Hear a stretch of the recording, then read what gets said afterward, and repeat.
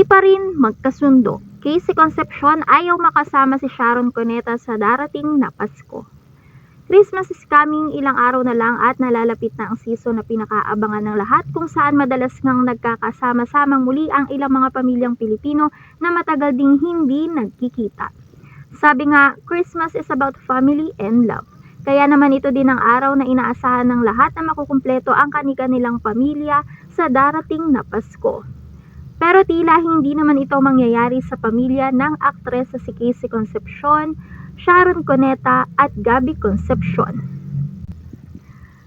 Sa emosyonal na pahayag mismo kasi kay Miss Sharon Cuneta, nabanggit nga nito na hindi niya makakasama ngayong Pasko ang kanyang anak kay Gabby Concepcion. Ito nga ang aktres na si Casey Concepcion.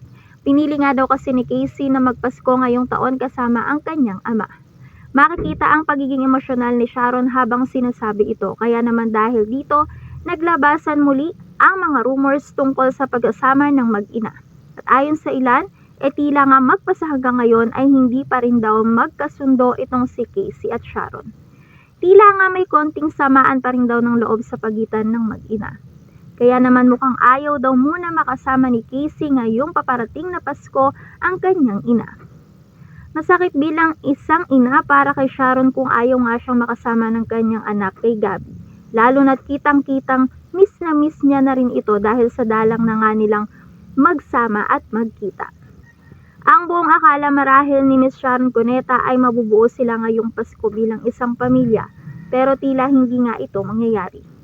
Nauunawaan naman ng ilan si Casey kung ito ang kanyang pasya, lalo na't mas madalas siya pa rin naman nakakasama ang kanyang ina kesa sa kanyang ama na si Gabby Concepcion na mas malayo nga sa kanya. Palaisipan nga tuloy ngayon sa lahat kung tunay nga kayang may samaan pa ng loob between Casey and Miss Sharon Cuneta kaya hindi sila magkakasama ngayong Pasko. O marahil nasa pag-uusap lang din nila ito bilang isang pamilya. Pero sana naman kung tunay man na hindi pa rin sila magkasundo ay maging daan ang paparating na Pasko para maging maayos ang kanilang pagsasama bilang mag-ina.